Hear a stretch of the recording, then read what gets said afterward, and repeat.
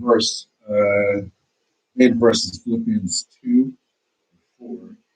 There's also Romans 12:16. There are a few other verses I'll get to, but these are the main verses. Philippians 2:4, or 2:2, excuse me. Philippians 2:2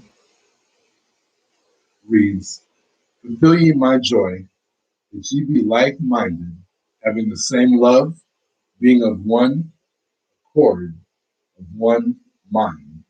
Romans 12:16 reads, "Be of the same mind one toward another, mind not hide things, but condescend to men of low estate. Be not wise in your own proud notions." Hopefully today my goal to be clear as far as the significance of why being like-minded is significant and how that affects us as Christians uh, uh, today. This is about the significance of being like-minded. Over the course of our lives, we find ourselves in various places. A lot of the times, it's because of the way we grew up, uh, how people communicated to us, or excuse me, the way they communicated to us, what happened to us, our formative years, uh, as children, adolescents, as teenagers, the ideas that we picked up either from our parents or friends, uh, and we grew up with these ideas. They've shaped our attitudes and our perspectives, various perspectives as far as the way we see ourselves, the way we see other people, or the way we view, maybe more precisely, view ourselves and view other people, situations as well. So we find ourselves in these places. Sometimes it's a place of unrest, a place of strife. There's a place of pain, isolation, place of loneliness, various places. We find ourselves as God calls us into His kingdom, saves us through His Son Jesus Christ. There's these places that we find ourselves, and even in relationships, in the dynamic between friends or the husband and wife dynamic. There are times that the couple, will find themselves in a place of conflict. Uh, there are hostilities. There's no peace. So that has a lot to do with being, or even the lack of being like-minded. And so it reminds me, our first year, I think it was our first year. We went down to Orange County, and I think was it a canoe, or who was it?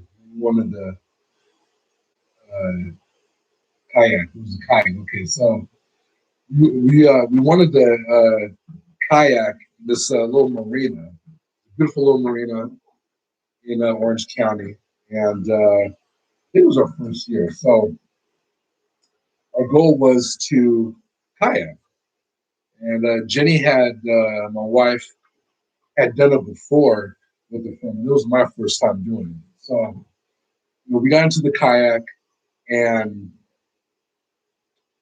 a short time into the kayak, we found that we weren't going anywhere. So we were both paddling, but we were stuck. We were stuck. We weren't We were just treading water, basically. And other than the current, there was a particular place within the marina where there was a current. I'm not sure if we got to that place yet. Probably didn't. Yeah, we probably did not. But we're in this kayak, this vessel, ship, as you will, and we were just treading water. We weren't going anywhere. And so back to these various places that we find ourselves. Wherever we go, um,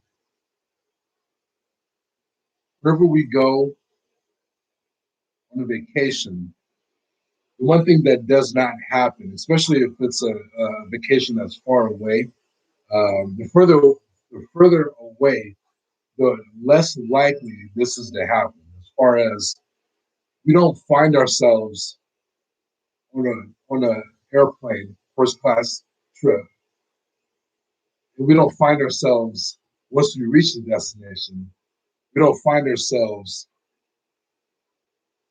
in a car, in a rental car, nor do we find ourselves on the beach or in a line in a buffet, right? So those are when we go on these vacations. What happens is we incline ourselves. There's a goal. There's various destinations um, that we select that we want to go to, places that we want to go to. And then we incline ourselves to do just that. And what that looks like, there's always sacrifice when it comes to going on these vacations, these destination vacations. Tahiti, whether it be Tahiti, Bahamas, Hawaii, some are tropical. For the most part, they're expensive.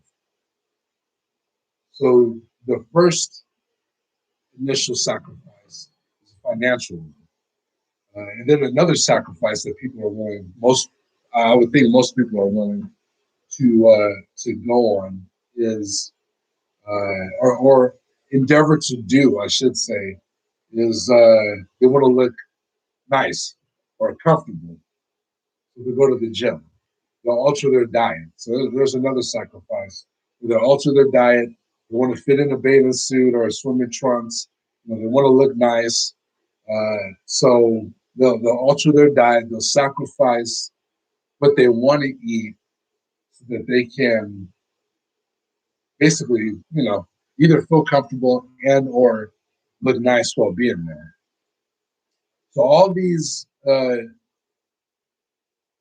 steps we take, especially when we're going on a vacation, we take these are conscious decisions to a process of inclining ourselves or getting ready for these particular trips or journeys. So like I said, we don't find ourselves. It's not like it's a random coincidence when we're you know on an airplane or in a hotel, right? So it's a conscious decision that we make to orientate ourselves or begin to incline ourselves, prepare ourselves for these trips.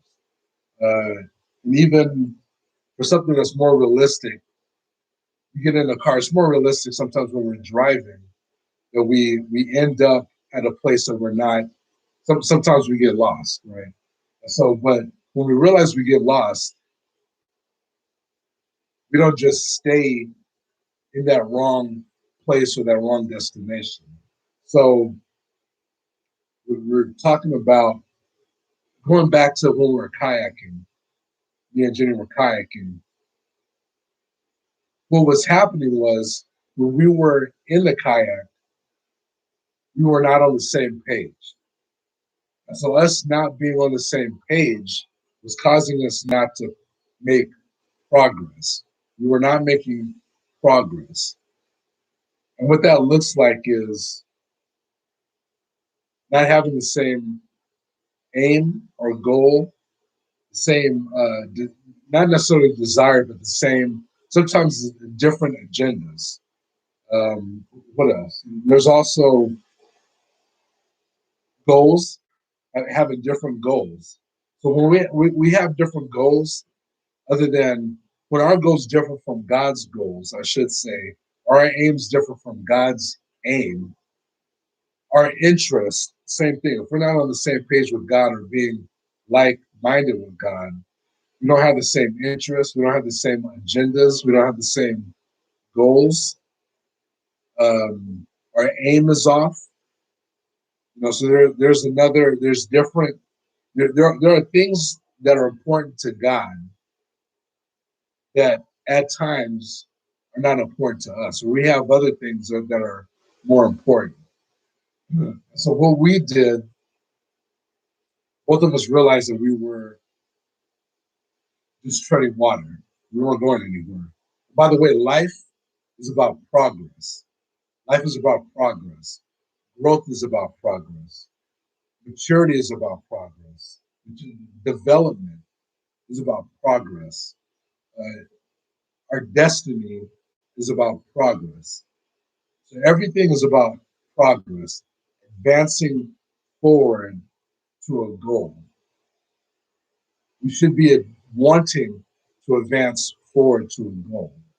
So it's all about progress, having a destination in view or a place in view. That Jesus said in His Word, He told His disciples. I can't remember it's not coming to me the particular verse. It says that I go to prepare a place for you. And one of the definitions of destiny. There's two ideas of destiny, and when we come across predestiny, there's a debate among a lot of people as far as the significance or the meaning of predestiny. And so there's two ideas of destiny, which is a deterministic view and then free will. And so some of the definitions of destiny or destined will say that our end goal has already been determined by higher power. A higher power has already determined where we're going to wind up. That's one idea of destiny. Another idea of destiny is, and fate has already determined where we're going. So when you throw predestiny in there, a lot of people question whether we have free will or we don't have free will. But the reality is, because God has given us a free will, we ourselves determine where we're going to wind up by the choices that we make in this life. Just as I said before, people who go on these destination vacations, they're not just inexplicably winding up in these locations. There's a number of different, even when they want to go skiing, there's a number of different locations that there are here on Earth. And us exercising our free will, we select a destination to go to, and then we prepare ourselves for that destination. Like I said before, by sacrificing. Usually, the further the destination is, the more sacrifice, financial specifically, the bigger financial sacrifice, for the most part, it takes. So we have to prepare for this destination. And I would think more than half of the people, as I said before, are willing to undergo a physical sacrifice in a sense, sacrificing their diet, altering their diet so that they can be comfortable or look nice or both, right? So we don't, like I said, we don't whine, we don't, it's not a random coincidence when we find ourselves in the Bahamas or wherever there may, whatever other destination there may be. People that want to hike Mount Everest, there's a sacrifice that they're willing to take. More so, obviously, health wise, preparing for that kind of vacation, that kind of activity. So it's the same as we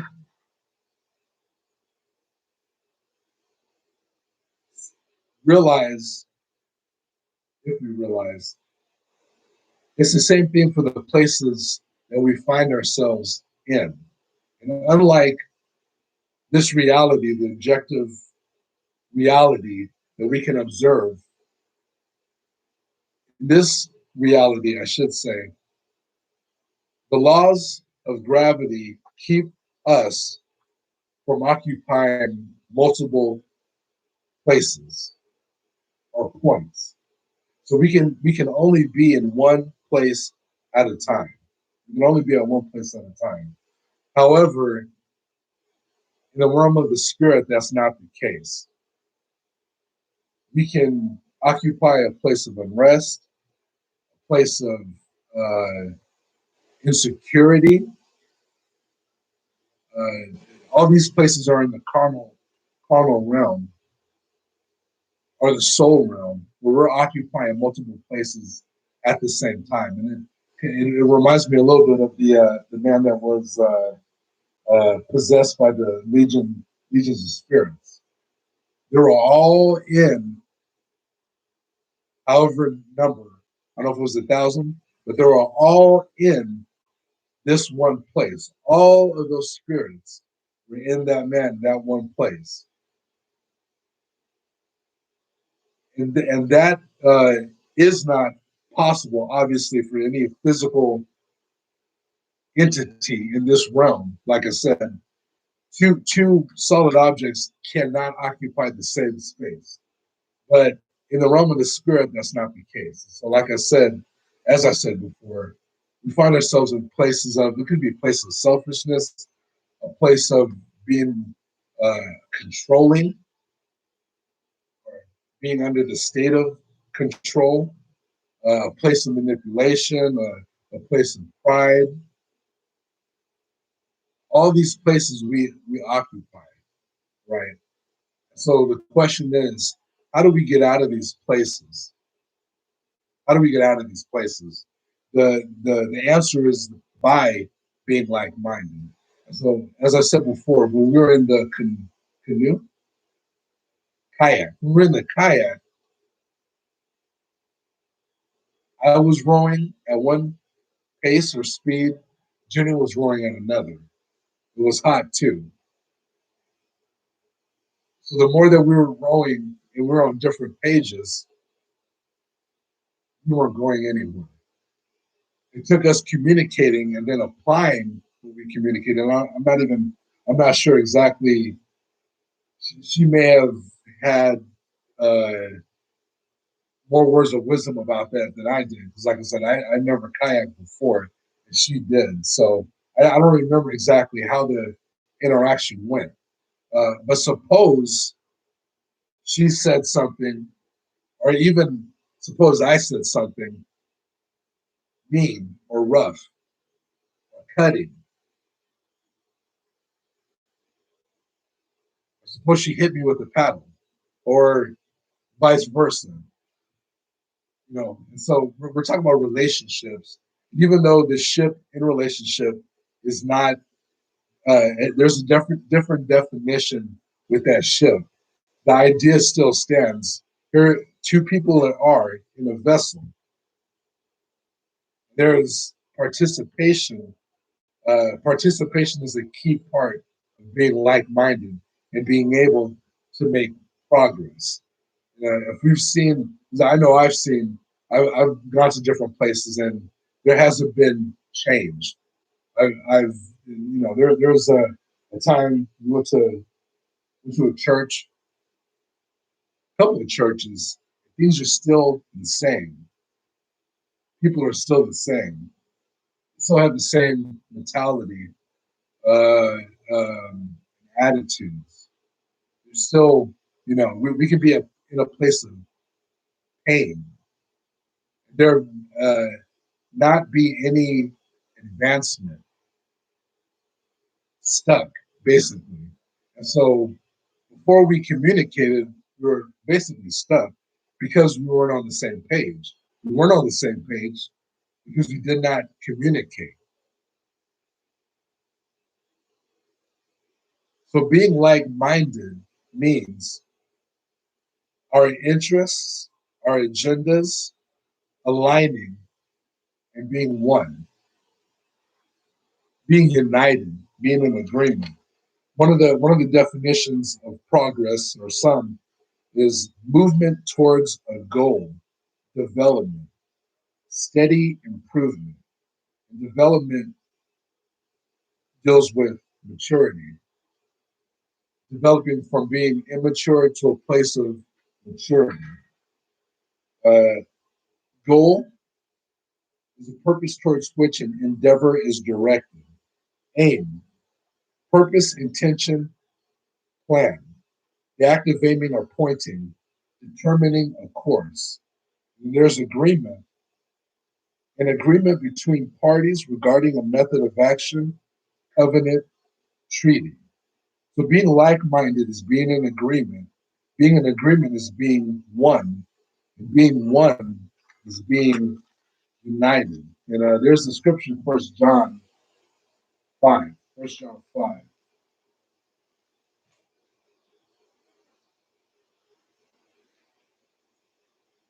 First John 5,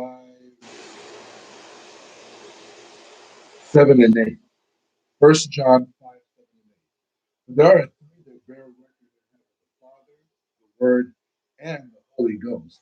And these three are one, or are united. There are three that bear witness in earth: the Spirit, and the water, and the blood. And these three agree in one. So there is no achieving of goals unless there's an agreement, unless we're like minded. We're not going anywhere in life. We're not maturing unless we're one, more so with,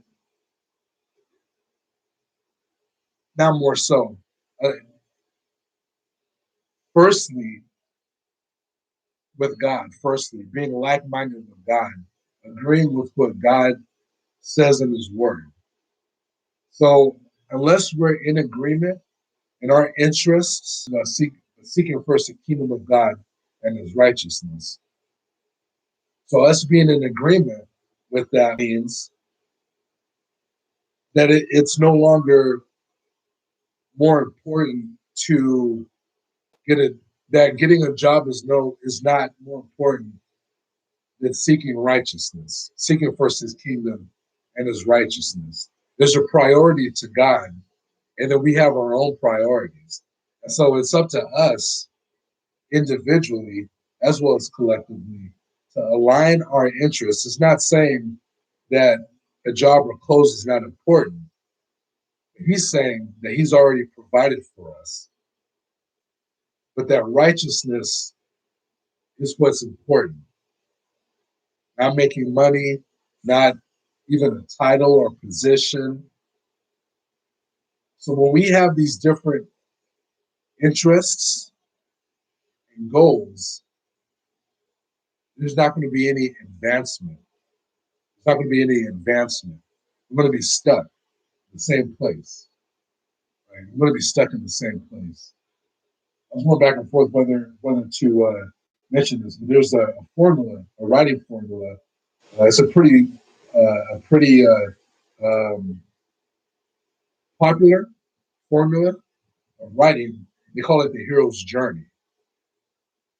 The hero's journey. There are some stories: Moses, Abraham, Joseph, David, um, that have that formula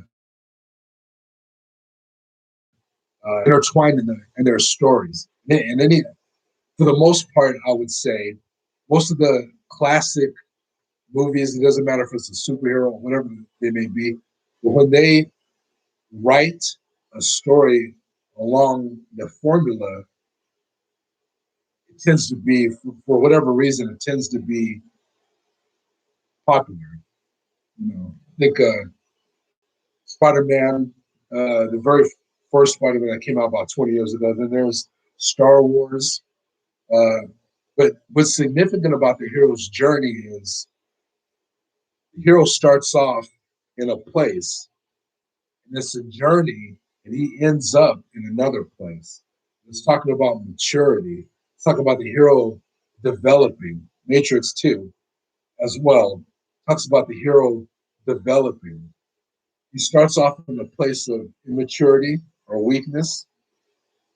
He, he, he or she ends up in a place of strength. So it's a journey. So like as it is said in his word, Christ has a place for us. He's preparing a place for us.